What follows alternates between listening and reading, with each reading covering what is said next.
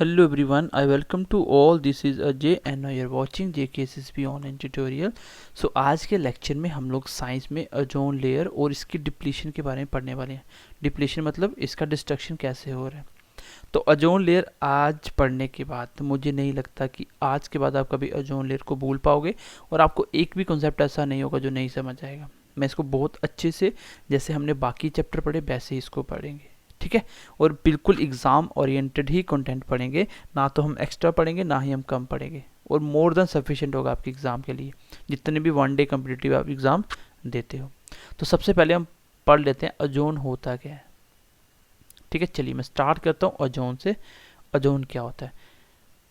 Ozone basically एक layer होती है। आप बोल सकते हो, ये सबसे पहले मैं बोलूँगा ये कहाँ पाया जाता है। ये पाया जाता है फाउंड इन स्ट्रेटोस्फेयर। तो कोई बच्चा इसके अच्छे से नोट बना देना वाइट पेज पे और मेरे को सेंड कर देना, ठीक है। स्ट्रेटोस्फेयर, तो ये बेसिकली स्ट्रेटोस्फेयर में पाया जाता है। कंपटीटिव में आने वाला सबसे पहला क्वेश्चन, ठीक है, ओजोन से, कि ओजोन लेयर कौन सी लेयर में पाया जाता है। आपको पता है ट्रोपोस्फेयर, स्ट्रेटोस्फेयर, लिथोस्फेयर, अलग अलग प्रकार की अर्थ के ऊपर लेयर बनी हुई है, अलग अलग लेयर बनी हुई है एटमोस्फेयर में। तो ये बेसिकली स्ट्रेटोस्फेयर में पाया जाता है, ठीक है। और इसकी जो लगभग जो हाइट है, लगभग जो हाइट है वो है 20 से 22 किलोमीटर अर्थ से। आपकी अर्थ से कितनी दूर तक? 20 से 22 किलोमीटर तक इसकी हाइट है लगभग, वहाँ पे पाया जाता है स्ट्रेटोस्फेयर में। और उसके बाद ये बनते कैसे हैं, इसका जो सबसे पहले जो साइकिल था, जो हमें बताया कि ओजोन फॉर्मेशन का साइकिल कैसे बनता है, जो ओजोन फॉर्मेशन होता है, ओजोन जो बनता है वो कैसे बनता है, ठीक है। बहुत अच्छे से पढ़ेंगे हम लोग, ठीक है। मैं आपको कॉन्सेप्ट तक समझाऊंगा इसके। तो सबसे पहले मैंने बताया ओजोन जो है वो कहाँ होती है, वो स्ट्रेटोस्फेयर लेयर में पाया जाता है। ओजोन बेसिकली एक लेयर होती है जो ऑक्सीजन की बनी होती है। ये मैं आपको समझाने वाला हूँ जैसे ओजोन फॉर्मेशन कैसे होता है। तो इसका जो साइकिल बताया, साइंटिस्ट का नाम लिख लीजिए, चैंपमैन। इसने हमें सजेस्ट करा, इसने हमें बताया, सजेस्टेड किया cyclic order of ozone formation. तो इसने हमें क्या बताया कि जो ओजोन बनने का जो साइकिल होता है, जैसे आपका nitrogen cycle, oxygen cycle, carbon dioxide cycle, जितने भी साइकिल्स होते हैं कैसे कैसे बनता है, मतलब स्टार्टिंग में क्या लिया, फिर क्या बनाया, उसके बाद वापस कैसे टूटा, फिर कैसे बन रहा है, एक साइकिल कैसे बन रहा है। तो ये बेसिकली बनने का तरीका क्या होता है, सबसे पहले आपके एटमोस्फेयर में ऑक्सीजन होती है। ये जब सनलाइट की प्रेजेंस होती है, जैसे सनलाइट होती है तो सनलाइट होना कंपलसरी है। जैसे सनलाइट आती है ये दो अलग अलग पार्ट में टूट जाती है, ठीक है। ऑक्सीजन फ्री हो जाते हैं अलग अलग पार्ट में, जिसको बोला जाता है, इस ऑक्सीजन को बोला जाता है नेसेंट ऑक्सीजन, ठीक है। और इसी को जब इसके बाद क्या होता है, यही जो ऑक्सीजन होता है फ्री, ये फिर से ऑक्सीजन से मिल जाता है, फिर से ऑक्सीजन, क्योंकि एयर में तो ऑक्सीजन है ही है। जैसे सनलाइट में ये टूटता है, फिर से इसका एक जो ऑक्सीजन होता है एटम्स, जो आपका एलिमेंट है, ये वापस ऑक्सीजन से मिल जाता है और ये बना देता है O3। क्या बनाता है ये? O3। फिर से जब इसमें सनलाइट आती है, सनलाइट होती है, तो ये O3 वापस O2 प्लस O नेगेटिव में टूटता है, वापस फिर से ये O फ्री वाला फिर से ओजोन बनाता है। तो इस तरीके से एक साइकिल चलता रहता है। ऑक्सीजन से ही बनता है ये सारा। इसका जो फॉर्मूला होता है वो होता है O3। ओजोन का फॉर्मूला क्या होता है? O3, क्योंकि इसमें 3 एलिमेंट होते हैं आपके, किसके? ऑक्सीजन के। मतलब ऑक्सीजन का मॉलिक्यूल होता है, इसमें 3 होते हैं आपके। तो थोड़ी सी समझ जाए कैसे बनता है। ऑक्सीजन से ही ब्रेकडाउन होता है, फिर ऑक्सीजन से ऑक्सीजन मिलकर O3 फॉर्म बनाता है, और ये वैसे ही टूटता बनता है, ऐसे साइकिल चलता रहता है। और बेसिकली ये जो ओजोन है कुछ नहीं है, जैसे मान लीजिए आपकी एक अर्थ है, ठीक है, आपकी अर्थ तो एक ही है खैर। तो अर्थ के अराउंड क्या है, आपकी एटमॉस्फेयर है जिसमें अलग अलग प्रकार की गैस है। तो ये बेसिकली 20 से 22 किलोमीटर ऊपर आपकी तो एक लेयर बनी हुई है पूरी ऐसे, जिसने पूरी चारों साइड से आपकी अर्थ को घेरा हुआ है। ये यहाँ पे पूरी गैस इकट्ठी हो रखी है, यहाँ पे गैस इकट्ठी हो रखी है O3। कैसे बनी? वो ऑक्सीजन से बन के। तो ये बेसिकली काम क्या करती है, ये होती है कहाँ पे? ये होती है स्ट्रेटोस्फेयर में। कहाँ होती है? स्ट्रेटोस्फेयर, जो आपके जहाज हैं वो भी यहीं पे उड़ते हैं स्ट्रेटोस्फेयर में, ठीक है, क्योंकि यहाँ पे बादल वगैरह नहीं होते, बादल नीचे आके इसके नीचे आके बारिश बारिश होती है इसके नीचे, तो स्ट्रेटोस्फेयर में होता है। और स्ट्रेटोस्फेयर की कितना 20 से 22 किलोमीटर के करीब करीब होता है यार से, ठीक है। और ये बेसिकली काम क्या करती है, ये काम क्या करती है, ये हमें यूवी रेज से बताती है। जो अल्ट्रा वायलेट रेज आती हैं आपकी सन से, ये हमें इससे बचाती है। जब इस पे आती है तो ये कुछ अब्जॉर्ब कर लेती है, कुछ रिफ्लेक्ट कर लेती है। जो आपका ओजोन होती है वो क्या काम करती है, वो कुछ को तो ऑब्जॉर्व कर लेगी और कुछ को तो वो रिफ्लेक्ट कर देगी, कुछ को वापिस रिफ्लेक्ट, कुछ को ऑब्जॉर्व कर लेती है, किसको, यूवी रेज को। तो सबसे इंपॉर्टेंट बातें इसमें अभी तक जो याद करनी है वो क्या है कि ओजोन का फॉर्मूला क्या होता है। ओजोन का फॉर्मूला O3 होता है। ओजोन कहाँ पाई जाती है, ओजोन स्ट्रेटोस्फेयर में पाई जाती है, ठीक है। कहाँ पाई जाती है, कौन सी लेयर में, अर्थ की स्ट्रेटोस्फेयर में। उसके बाद ये कितनी दूर है, 20 से 22 किलोमीटर दूर है। ओजोन हमारे लिए क्या काम करती है, तो ये हमें अल्ट्रा वायलेट रेज से बचाती है, जो सन से आने वाली, जो सन रेज में आने वाली अल्ट्रा वायलेट रेज होती हैं, ठीक है। तो ये हमें क्या करती है, it protect us from UV rays. ये अर्थ को भी यूवी रेज से बचाती हैं। आई होप यहाँ तक तो आपको क्लियर होगा। चलिए थोड़ा सा आगे बढ़ते हैं, नेक्स्ट पॉइंट बढ़ते हैं आगे। चलिए एक मैंने आपको वर्ड बताया कि यूवी रेज को क्या करती है आपकी ओजोन लेयर O3 क्या करती है, एक तो रिफ्लेक्ट करती है। जिसको रिफ्लेक्ट करती है खैर इससे तो कोई फर्क पड़ेगा नहीं, लेकिन जिसको अब्जॉर्ब करती है, जिसको अब्जॉर्ब करती है, ठीक है, अब्जॉर्ब करती है, इससे क्या फर्क पड़ता है। देखिए अब्जॉर्ब करने से क्या होता है, जब ये क्या करती है आपके यूवी रेज को अब्जॉर्ब कर लेती है, तो इसका यहाँ का टेम्परेचर क्या होता है, टेम्परेचर इंक्रीज हो जाता है। टेम्परेचर क्या होता है, इंक्रीज हो जाता है, क्योंकि जब इसने यूवी रेज को अपने अंदर अब्सॉर्ब कर लिया, अब रेज गर्म होंगी तो वो जैसे इसके अंदर आएंगी तो इस एरिया का टेम्परेचर, जो ओजोन के पास जो टेम्परेचर होगा, जो स्ट्रेटोस्फेयर का टेम्परेचर, यहाँ से टेम्परेचर थोड़ा बढ़ जाएगा। अगर टेम्परेचर इंक्रीज हुआ तो आपका कंडेंसेशन नहीं होगा। अब कंडेंसेशन क्या होता है, कंडेंसेशन क्या होता है, कंडेंसेशन होता है जब आपकी जो गैसेस होती हैं, जो लो टेम्परेचर की वजह से जो आपके वेपर होते हैं, जो वेपर बन के पानी बन के आया था, तो ये वाटर में कन्वर्ट हो जाते हैं। इसको बोलते हैं कंडेंसेशन होना। कंडेंसेशन का मतलब जब आपके वेपर कन्वर्ट होते हैं किसमें, वाटर ड्रॉप में। तो अगर वेपर को वाटर ड्रॉप बनना है तो इसके लिए आपको क्या करना पड़ेगा, टेम्परेचर को थोड़ा सा कम करना पड़ेगा, टेम्परेचर को थोड़ा सा कम करना पड़ेगा, ठीक है। ओ यूर वेपर, तो अब यहाँ पे टेम्परेचर बढ़ गया। जैसे ही टेम्परेचर इंक्रीज होता है तो कंडेंसेशन नहीं होगा। अगर कंडेंसेशन नहीं हुआ तो इट मीन्स कि यहाँ पे कोई भी रेन फॉर्मेशन नहीं होगा, यहाँ पे रेन फॉर्मेशन नहीं होगा। थोड़ी सी बात समझ जाए क्यों नहीं होगा, क्योंकि रेन फॉर्मेशन कैसे होता है, जो आपके वेपर्स बन के पानी जो भाप बन के उड़ जाता है, भाप बन के वो वहाँ पे जाके जैसे थोड़ा टेम्परेचर कम होता है ऊपर, तो वहाँ पे वो टेम्परेचर कम होने की वजह से वापिस रेन ड्रॉप्स में बन के वापिस बारिश की तरह नीचे आ जाते हैं। लेकिन स्ट्रेटोस्फेयर में ऐसा नहीं होता, क्योंकि वहाँ पे क्या है, ओजोन लेयर है। और ओजोन लेयर क्या कर रही है, आपकी यूवी रेज को रिफ्लेक्ट भी करिए, अब्जॉर्ब करिए। जब वो यूवी रेज को अब्जॉर्ब करेगी तो डेफिनेटली वहाँ का टेम्परेचर इंक्रीज होगा। तो स्ट्रेटोस्फेयर में टेम्परेचर जैसे ही इंक्रीज होगा तो क्या होगा, कंडेंसेशन नहीं होगा। अगर कंडेंसेशन नहीं हुआ इट मीन्स कि वेपर का पानी नहीं बनेगा, यहाँ पे कोई भी रेन फॉर्मेशन नहीं होता। तो स्ट्रेटोस्फेयर में रेन फॉर्मेशन नहीं होता। पॉइंट को याद रखना, क्यों नहीं होता, क्योंकि सर यहाँ का टेम्परेचर इंक्रीज था, ठीक है, यहाँ का टेम्परेचर इंक्रीज था। तो यही वो रीज़न होता है, that is the reason aeroplane use this layer।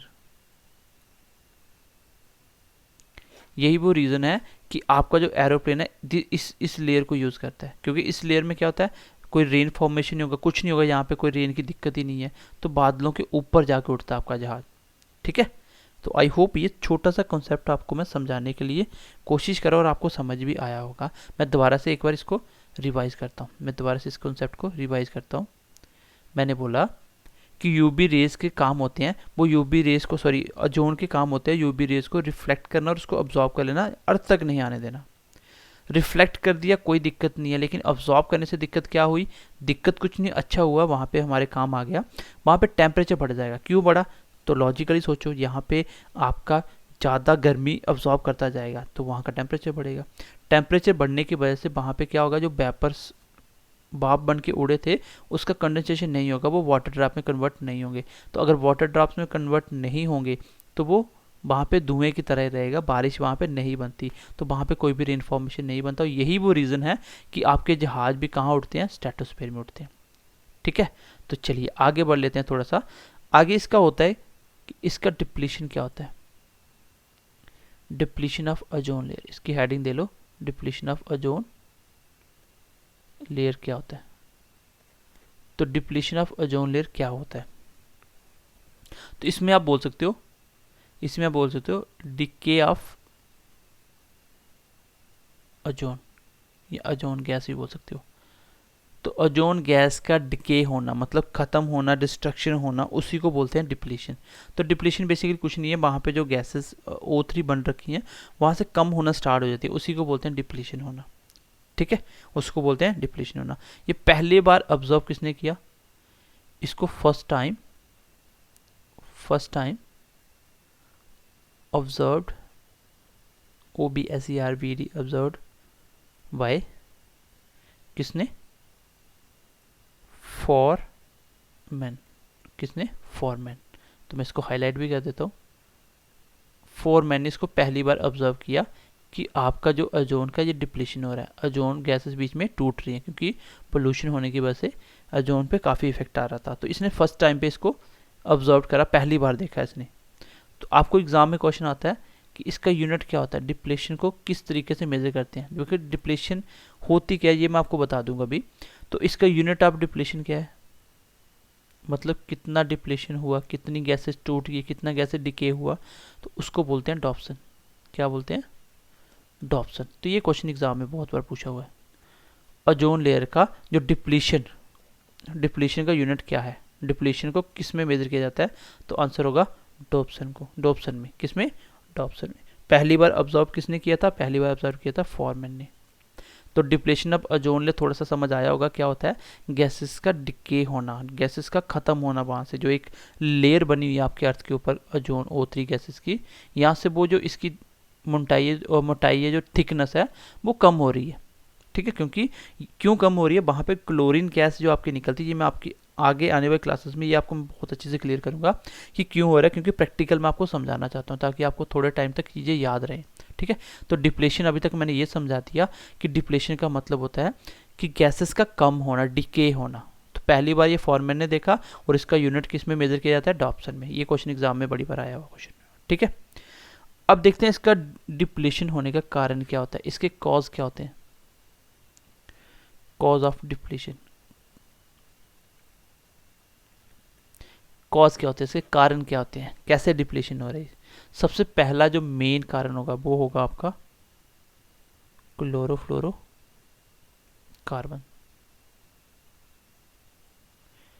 Chlorofluorocarbon, ठीक है। क्लोरोफ्लोरोकार्बन इसका सबसे मेन रीजन है। ये हम किस में यूज करते हैं? ये बेसिकली ये कूलेंट में यूज करते हैं, जितनी भी ठंडी करने वाली चीजें, जैसे एसी हो गया आपका, फ्रीज हो गया, ये सारे। ठीक है, और इसी का दूसरा नाम बोला जाता है क्लोरोफ्लोरो को, आल्सो कॉल्ड फ्रीऑन। क्या बोलते हैं इसको? फ्रीऑन भी बोलते हैं। ये है आपका क्लोरोफ्लोरोकार्बन का 11, क्लोरोफ्लोरोकार्बन 11। इस गैस का नाम है फ्रीऑन। तो पहले आपके एसी वगैरह में फ्रीऑन की गैस यूज होती थी। ठीक है, तो इसके जो आप एग्जांपल बोल सकते हो कौन कौन से, जैसे एसी हो गया, आपके एसी हो गए, फ्रीज हो गए। ठीक है, एसी फ्रीज हो गया, आपके फ्रीज करने वाले मटेरियल। जैसे कोल्ड स्टोर हो गया आपका, कोल्ड स्टोर जहाँ पे बर्फ वगैरह बनाते हैं, तो वहाँ पे ये सारी ठंडी करने के लिए यूज़ किया जाता है क्या? क्लोरोफ्लोरोकार्बन। तो पहले सबसे क्या होता था, इसी का नाम फ्रीऑन होता है और पहले ये वाली गैस भरी जाती थी। आपके फ्रीज में जो गैस निकलती है ना धुएं धुएं वाली, वो ये होती है। ये बेसिकली कैसे इफेक्ट करती है, मैं आपको इसका कॉन्सेप्ट समझाता हूँ। देखो मैं इसको आपको कॉन्सेप्ट समझाता हूँ, ये बेसिकली कैसे इफेक्ट करती है ओजोन को। ठीक है, ये कैसे इफेक्ट करती है, तो बेसिकली होता क्या है, जो आपकी क्लोरोफ्लोरोकार्बन्स होती हैं, जब यूवी रेज प्रेजेंट होती हैं, जब यूवी रेज आती हैं, ठीक है, यूवी रेज आती हैं, तो क्लोरोफ्लोरोकार्बन जब उड़ के ऊपर जाती हैं स्ट्रेटोस्फीयर में, तो यहाँ पे जैसे यूवी रेज अब्जॉर्ब की, वो वाली जो यूवी रेज है वो क्या करती हैं, इसको कन्वर्ट कर देती हैं किसमें, इसको कन्वर्ट कर देती हैं क्लोरीन गैस में, किसमें, क्लोरीन। और बोलते हैं कि ये एक क्लोरीन एटम, इन जनरल बोलते हैं, जो एक क्लोरीन का एटम होता है वो कम से कम 1 लाख तक ओजोन पार्टिकल्स को डिस्ट्रक्शन करता है इसकी, या डिस्ट्रॉय कर देता है इसको। मतलब एक क्लोरीन एटम, जो अकेला क्लोरीन का एक एटम, कम से कम 1 लाख तक के जो ओजोन जिससे बनी हुई उसके पार्टिकल्स को डिस्ट्रॉय कर देता है। तो सोचो कितनी इफेक्टिव होती है, सिर्फ एक एटम ऐसा। तो हम लोग इसको पहले यूज़ करते थे, अब इसका यूज़ होना बंद हो गया। ठीक है, तो समझ जाइए क्या होता है क्लोरोफ्लोरोकार्बन। ये वही गैसेस होती है जो आपके कूलेंट से निकलती हैं, जैसे एसी, फ्रीज, कूलर जो भी होता है इन सब से निकलती हैं। तो जब ये यूवी रेज के कनेक्ट में आती हैं, इसके कॉन्टेक्ट में आती हैं, तब क्या होता है, तो इसके कॉन्टेक्ट के आने के बाद ये कन्वर्ट हो जाती है किसमें, क्लोरीन में, किसमें, क्लोरीन गैस में। अब क्लोरीन गैस का काम होता है, क्लोरीन गैस सबसे मेन रीज़न होता है आपका ओजोन को डिस्ट्रक्शन करना, जोन की डिस्ट्रॉय करना जोन को। ठीक है, तो आई होप यहाँ तक समझ आई होगी। क्लोरोफ्लोरोकार्बन इसका मेन रीज़न होता है। दूसरा लिख लीजिए आप लोग, दूसरा रीज़न लिख लीजिए, दूसरा लिख लीजिए,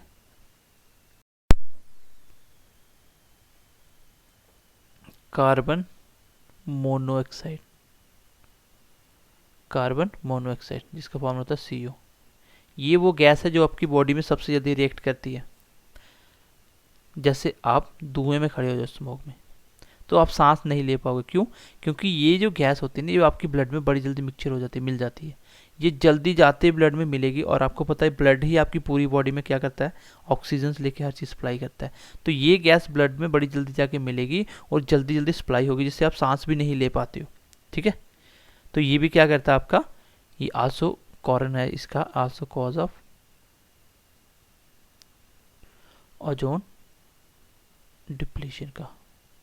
ठीक है, ये भी आपका ओजोन डिप्लीशन का काम करती है। ठीक है, या बोल सकते हो ये भी ओजोन डिप्लीशन सब्सटेंस है। तीसरे नंबर पे लिख लीजिए जो आपकी सल्फर एंड नाइट्रोजन ऑक्साइड। ठीक है, चौथे नंबर पे लिख लीजिए SF6, और 5वें नंबर पे लिख लीजिए HCFC, इसका नाम लिख लीजिए हाइड्रोक्लोरोफ्लोरोकार्बन्स, हाइड्रोक्लोरोफ्लोरोकार्बन्स।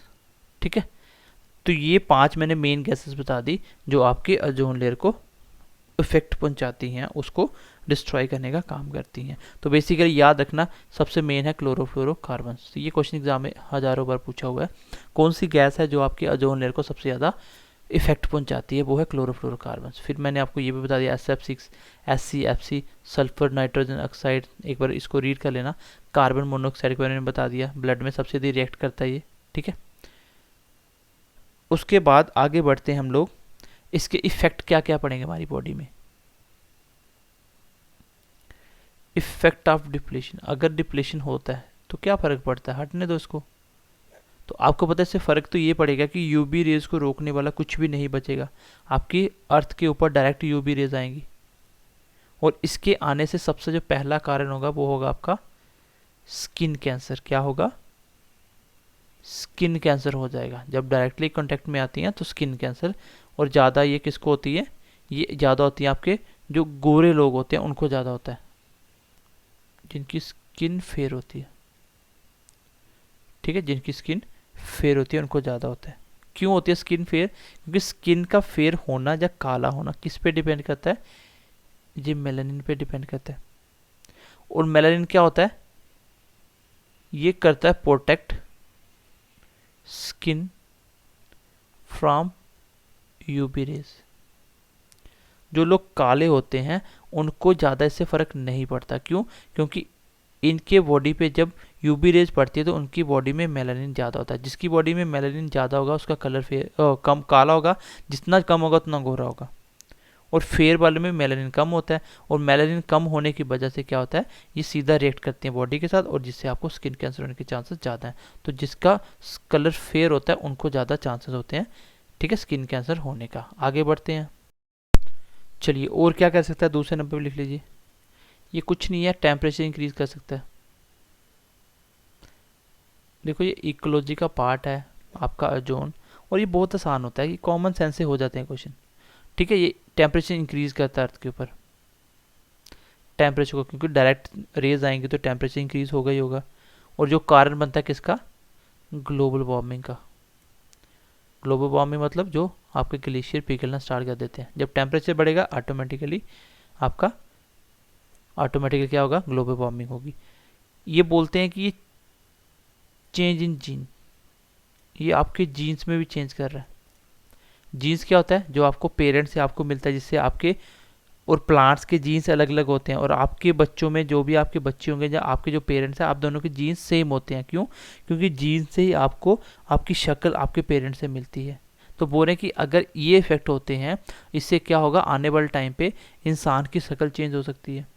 जो स्ट्रक्चर जैसे 2 आंखें हो सकता है 1 आंख हो जाए, तो मतलब जीन पे डिपेंड करता है, इंसान की तरह होता है, ठीक है। उसके बाद इसकी कमी होने से और क्या हो सकता है, कॉमन सी बात है सारी, आपका जो फोटोसिंथेसिस होगा वो भी कम हो जाएगा। जो आपका फोटोसिंथेसिस होता है ये भी कम हो जाएगा, ये भी कम हो जाएगा। और क्या हो सकता है, और हो सकता है आपका इम्बैलेंस इन फूड चेन। तो फूड चेन बेसिकली आपके टॉपिक में है, ये मैं इसको बहुत अच्छे से करवाऊंगा। तो ये मैंने आपको छोटे छोटे कारण बताए, इससे क्या क्या हो सकता है। कॉमन सी बात है, जब ओजोन लेयर नहीं होगा तो स्किन पे यूवी रे डायरेक्ट पड़ेगी तो स्किन कैंसर होगा, ठीक है। यहाँ पे मैंने आपको ये भी वर्ड बताने की, मेलानिन का मतलब क्या होता है, आपकी बॉडी में पिगमेंट होता है जिसकी वजह से आपकी बॉडी में कलर आते हैं, ठीक है। उसके बाद टेम्परेचर इंक्रीज होगा ही होगा, क्योंकि डायरेक्टली जब आ रही तो इंक्रीज होगा। जीन में चेंजेस हो रहा है, डिक्रीज फोटोसिंथेसिस हो रहा है, इम्बैलेंस हो रहा है फूड चेन में, ठीक है। तो ये बेसिक थोड़े से पॉइंट आप याद कर लेना। उसके बाद बढ़ते हैं आगे। जो आपके यूवी रेज हैं ये भी 3 प्रकार के होते हैं। जो आपके यूवी रेज हैं जो अर्थ पे पड़ते हैं, इंसिडेंट मतलब जिस एंगल से पड़ते हैं, जिस जो एंगल पड़ रहा है, जो रेज पड़ रही है, इसको इंसिडेंट बोलते हैं ऑन अर्थ।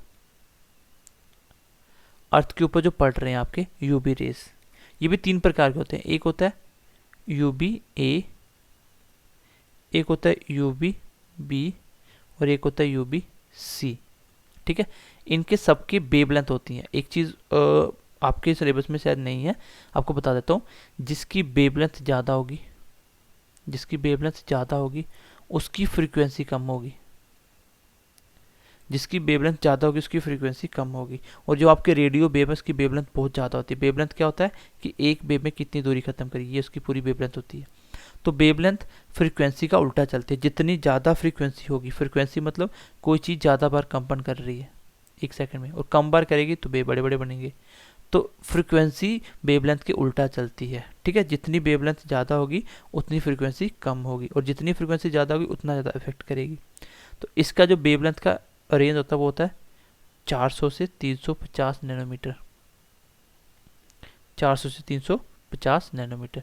और ये बेसिकली क्या करता है, ये आपका रैशेस ऑन स्किन, आपकी स्किन पे रैशेस आना स्टार्ट हो जाते हैं इसकी वजह से। फिर आपका रेंज आता है 350 से, इसका होता है 280 नैनोमीटर। ये आपका वेवलेंथ का रेंज है। मतलब जैसे जैसे नीचे आ रहे हो ये डेंजरस होती जा रही है। ये क्या कारण बनता है आपका, स्किन कैंसर का। अगर यूवी रेज सी आ जाती है, इसका रेंज हो जाएगा 280 से 110 नैनोमीटर तक। तो ये रेंज थोड़े से याद करने आते हैं एग्जाम में। तो ये यूवी रेज का तीसरा रेंज है, ये सबसे डेंजरस होता है ये, ठीक है। ये सबसे डेंजरस होता है, इसको बोल सकते हो very very very very dangerous, ठीक है। तो ये काफ़ी डेंजरस होता है क्योंकि इसका वेवलेंथ काफ़ी कम है, इसमें एनर्जी ज़्यादा तो वो ज़्यादा इफेक्ट पहुंचाएगा बॉडी में।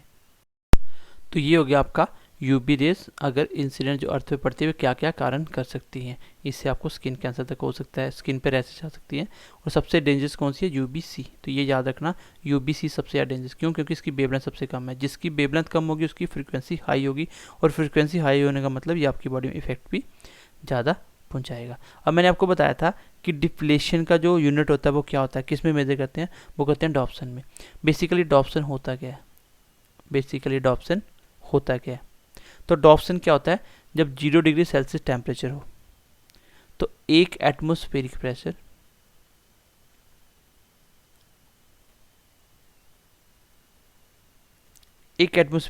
की वजह से 0.01 mm जो ओजोन लेयर का फॉर्मेशन होता है। आपको बात समझ नहीं आई होगी। आप ऐसे याद रख लो, डॉप्सन का मतलब होता है थिकनेस। ऐसे पढ़ याद रख लो, थिकनेस मतलब मोटाई कितनी है। जितनी मोटाई होगी उतनी डॉप्सन उतना ज़्यादा होगा। तो जो आपका एक डॉप्सन होता है वो किसके बराबर होता है? एक डॉप्सन ये बराबर होता है 0.01 mm ओजोन लेयर। जो ओजोन लेयर की जो थिकनेस होगी 0.01 mm, उसको एक डॉप्सन, इसको एक डॉप्सन बोला गया। तो ऐसे याद रख लेना, ठीक है। तो आपका जो थिकनेस है, आपकी इंपॉर्टेंट पॉइंट है, थिकनेस ऑफ ओजोन लेयर कितनी है। आपको पूछा जाए कि नॉर्मल ओजोन लेयर की थिकनेस कितनी है, तो आपका आंसर होगा 300 से 400 डॉप्सन। 300 से 400 डॉप्सन, 300 से 400 डॉप्सन, ठीक है। अगर जिसको बोलते हैं ना ओजोन होल, कभी आपने नाम सुना होगा ओजोन होल। ओजोन होल क्या होता है? If thickness of Dobson is less than by 100 Dobson. अगर 100 डॉप्सन से लेस हो जाए तो उसको बोलते हैं क्या? Ozone hole. इसको बोलते हैं ओजोन होल। ओजोन होल का मतलब होता है वहाँ की जो अर्थ के ऊपर जो गैसेस की एक लेयर बनी थी O3, वो वहाँ से पतली हो जाती हैं, और जैसे ही 100 डॉप्सन से नीचे आएंगी, क्योंकि 300 से 400 चाहिए, 100 से कम पड़ गई तो इसका मतलब पतली होगी, वहाँ से लिए उसकी डेप्थ थिकनेस कम होगी, ठीक है। तो एक पॉइंट इंपॉर्टेंट याद रख लेना, फिर मैं क्लास को ख़त्म करता हूँ। जो थिकनेस आपको एग्जाम में क्वेश्चन पूछा जाएगा सबसे ज़्यादा कहाँ होती है? सबसे ज़्यादा कहाँ होती है? तो आप याद कर लेना, मोर होती है, मोर एट पोल, और लेस होती है कहाँ पे? Less at equator. यहाँ पे बहुत अच्छा कॉन्सेप्ट होता है। तो इक्वेटर क्या होता है? ये आपकी अर्थ है। बिल्कुल, इक्वेटर एक ऐसी इमेजिनरी लाइन है जो अर्थ को दो हिस्सों में बराबर बांट देगी, आधा पार्ट ऊपर आधा नीचे। इस पार्ट से ये सामने वाली ये वाला, इसको बोलते हैं पोल। एक होता है नॉर्थ पोल, एक होता है साउथ पोल। एक होता है नॉर्थ पोल, एक होता है साउथ पोल। तो बेसिकली आपको पूछा जाए कि मैक्सिमम फॉर्मेशन कहाँ होता है, जो उनका मैक्सिमम फॉर्मेशन, तो यहाँ पे टेम्परेचर ज़्यादा होगा वहीं होगा, और टेम्परेचर कहाँ ज़्यादा होता है? यहाँ पे इक्वेटर पे। तो जो ओजोन का मैक्सिमम फॉर्मेशन होता है, मैक्सिमम फॉर्मेशन ऑफ ओजोन लिख लो, वो कहाँ होता है? इक्वेटर पे होता है। लेकिन सर अगर इक्वेटर पे होता है तो फिर यहाँ पे थिकनेस मोटी कैसे होगी पोल पे? वो क्यों होता है? क्योंकि यहाँ पे टेम्परेचर हाई होने की वजह से इसमें जेट स्ट्रीम चलती हैं। कौन सी स्ट्रीम चलती हैं? हवाएं चलती हैं, जिसको बोला जाता है जेट स्ट्रीम। इसकी वजह से ये इसको यहाँ से धकेल के ले जाती है पोल के पास, जो आपकी ओजोन बनी थी O3 यहाँ पे। तो इसलिए यहाँ पे इसकी लेयर मोटी हो जाती है, यहाँ पे डॉप्सन ज़्यादा हो जाता है। तो आपको ऐसे याद रखना है कि पोल पे मैक्सिमम थिकनेस होती है और इक्वेटर पे लेस। अगर बोले कि ज़्यादा कहाँ बनती है तो आंसर होगा इक्वेटर। यहाँ से मैंने 3 क्वेश्चन बताए कि मैक्सिमम थिकनेस कहाँ होती है पोल पे, मिनिमम कहाँ होती है इक्वेटर पे, बनती कहाँ है आपकी ओजोन मैक्सिमम, वो बनती है आपकी इक्वेटर के ऊपर, ठीक है। तो बाकी क्लास में कल कंटिन्यू करूँगा, इस एक बार मैं इसको रिवाइज कर देता हूँ ताकि आज की क्लास आपको बहुत अच्छे से समझ आ जाए। सबसे पहले मैं बताया ओजोन कहाँ होगी, ओजोन होगी स्ट्रेटोस्फेयर में। कहाँ होगी? स्ट्रेटोस्फेयर में। स्ट्रेटोस्फेयर कितनी दूरी पे है? ये है आपका 20 से 22 किलोमीटर की दूरी पे, ठीक है। उसके बाद इसका फॉर्मूला क्या है? O3। इसका फॉर्मेशन कैसे होता है? इसका फॉर्मेशन साइकिल क्या है? किसने दिया सबसे पहले? ये दिया चैंपमैन ने सबसे पहले सजेस्ट किया था आपका साइकिल। तो कैसे होता है, ये O2 से टूटता है ऑक्सीजन से फिर O3 से मिलकर O3 गैस बनाता है। तो फॉर्मूला क्या हो गया, O3। ये होता है स्ट्रेटोस्फीयर में। इसका काम होता है यूवी रेज को रोकना, ठीक है। ये क्या करती है, ओजोन क्या करती है, अब्जॉर्ब करती है यूवी रेज को, और यूवी रेज को ये रिफ्लेक्ट कर देती है, और हमें ये क्या करती है, यूवी रेज से बचाती है। ये मैंने आपको बता दिया। फिर मैंने बताया कि रिफ्लेक्ट और एब्जॉर्ब से क्या, जब एब्जॉर्ब करता है तो इसका टेम्परेचर बढ़ जाता है, टेम्परेचर बढ़ेगा वहाँ पे कंडेंसेशन नहीं होगा, कंडेंसेशन नहीं होगा तो वेपर से वाटर नहीं बनेगा, इसलिए यहाँ पे क्या होता है, रेन फॉर्मेशन नहीं होता, और इसी वजह से यहाँ पे आपके जहाज भी उड़ते हैं, जो एरोप्लेन यहाँ पे उड़ते हैं। फिर मैंने बताया डिप्लेशन क्या होता है, डिप्लेशन होता है आपका डिके होना, ओजोन का डिके होना, ख़त्म होना। तो फर्स्ट टाइम ये किसने ऑब्जर्व किया था, फॉरमैन ने। और यूनिट क्या है डिप्लेशन का, डॉप्सन, और मैंने एक डॉप्सन भी बता दिया कितना होता है, 0.01 mm। इतनी थिकनेस होगी ओजोन की, उसको बोला जाएगा डॉप्सन। इसके कारण बताया मैं, सबसे पहले बताया ओजोन का कारण होता है और डिप्लेशन का क्लोरोफ्लोरोकार्बन CFC, और इसी को बोला जाता है फ्रीऑन। तो ये मैं अगली क्लास में आपको समझाऊंगा कि क्लोरोफ्लोरोकार्बन में उस कार्बन के बाद उसके बाद क्या ली, फिर क्या ली, क्यों लिया, ये मैं आपको नेक्स्ट क्लास में समझाऊंगा, ठीक है। फिर कॉन्सेप्ट ये है कि क्लोरोफ्लोरो से क्या होता है, जब यूवी रेज होती है उसके कॉन्टेक्ट में आती है तो यहाँ से क्लोरीन गैस निकलती है। क्लोरीन गैस क्या है, सबसे मेन रीज़न होता है आपका ओजोन को डिफेक्ट करना। तो कार्बन मोनोऑक्साइड हो गया, सल्फर एंड नाइट्रोजन ऑक्साइड, फिर मैंने बताया SF6 और SCFC, तो ये बताया। फिर मैंने बताया इफेक्ट क्या होंगे, इससे इफेक्ट ये होगा, स्किन कैंसर हो जाएगा, टेम्परेचर इंक्रीज हो जाएगा, जीन में चेंजेस आएंगे, डिक्रीज फोटोसिंथेसिस होगा, इम्बैलेंस होगा फूड चेन में। तो ये मैंने आपको कुछ पॉइंट बताए। देन लास्ट में मैंने आपको इसका थोड़ा थिकनेस बता दिया कि यूवी रेज इस 3 प्रकार की होती है, और फिर मैंने आपको लास्ट में बताया ये वाला पॉइंट कि डॉप्सन किसको बोलते हो, मोटाई कितनी है, थिकनेस कितनी है, तो वो 0.1 mm और 0.01 mm ओजोन लेयर की अगर थिकनेस होगी उसको बोला जाएगा एक डॉप्सन, ठीक है, उसको बोला जाएगा एक। और क्वेश्चन एग्जाम में आएगा कि ओजोन होल की कंडीशन क्या होती है, जब आपका डॉप्सन कितना हो, 100 डॉप्सन से नीचे हो, और 300 से 400 उसका एवरेज होता है आपका जो थिकनेस होती है, ठीक है। और मैक्सिमम होता है पोल पे, मिनिमम होता है एक्यूटर पे, और फॉर्मेशन होता है एक्यूटर पे। और क्यों होता है पोल पे, क्योंकि जेट स्ट्रीम इसको या इस साइड ले जाती है ओजोन को। तो ये थी आज की क्लास। उम्मीद करता हूँ ओजोन पे थोड़ी सी नॉलेज आपको मिली होगी। अगली क्लास में हम इसको जब ख़त्म करेंगे उसके बाद आपकी ओजोन कंप्लीट हो जाएगी, ठीक है, ओजोन लेयर कंप्लीट हो जाएगी। चलिए नेक्स्ट मिलते हैं अगली क्लास में, ध्यान रखिए अपना, bye bye, take care and God bless you.